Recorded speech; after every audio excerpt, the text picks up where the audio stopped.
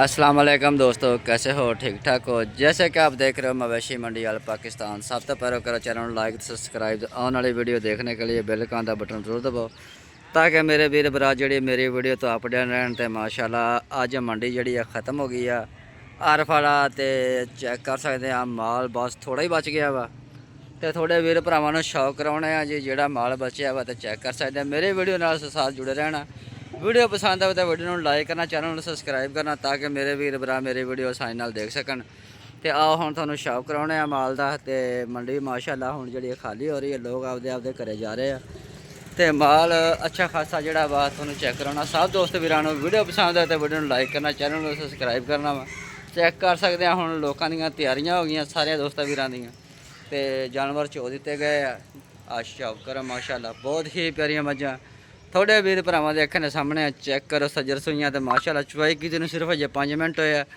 Cheque कर सकते हैं पूछां बनिया हुई तो चुवाई करके भाईजान हुण दुध वेचन गया होया वा। चैक करो जनाब माशाल्लाह काली शक बहुत ही प्यारियां मझां जड़ियां आरफ वाला मंडी दे विच माल काफ़ी ज़्यादा बच गया वा। चैक करो जनाब माशाल्लाह जी क्या बात है। कट्टा चेक करो, बड़ा प्यारा रत्ता पूरा कट्टा माशाल्लाह। ते आ बच्ची है जनाब, शौक करो, शौक का मुल कोई नहीं। सब दोस्त वीर जी सूरत हाल चैक कर सकते हैं माशाल्लाह। चैक करो जनाब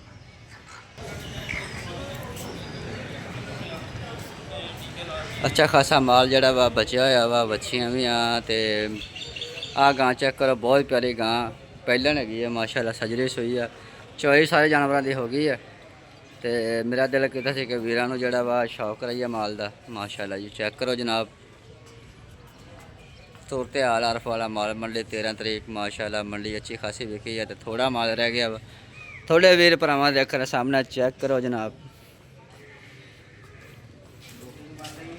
हाँ जी, तो वीडियो पसंद है तो वीडियो को लाइक तो चैनल सब्सक्राइब लाजमी करना वा ताकि मेरे वीर भरा मेरी वीडियो तो अपडेट रहन। चेक कर सकते हैं माशाल्लाह माल घरे लैके जा रहे हैं। तो आ चेक करो जनाब मंडी माशाल्लाह खाली हो जानी शाम तक। तो ईद का करके जोड़ा वा चीज़ा वतनी मंडी नहीं लगनी। तो जोड़े भी दोस्त भरा माल खरीदना चाहते हैं, शौक रखते हैं, तो भाईजान नाल खुद रबता कर सकते हैं। तो घर के माल लैके जा रहे हैं। फिलहाल मंडी कोई नहीं। चेक करो जनाब माशाल्लाह जी क्या वा। और सुनाओ की हाल चाल आ? किनियां विकियां किनियां बेचियां वा? हुण किधर नूं जा रहे वा? मझां रोड चले हुण माशाल्लाह जी। चेक करो जनाब मझां माशाल्लाह बहुत ही चंगियां ते आला नस्ल दियां जड़ियां वा। हुण घरे लैके जा रहे हैं। तो 7 मझां बेचियां सी तो 4 वापस लैके जाते पे माशाल्लाह जी क्या बात है। नज़र बात हो बहुत प्यारियां मझां आरफ वाला माल मंडी दे विच। चेक करो जनाब माशाल्लाह जी। तो इहदे नाल सानूं दवो इजाज़त।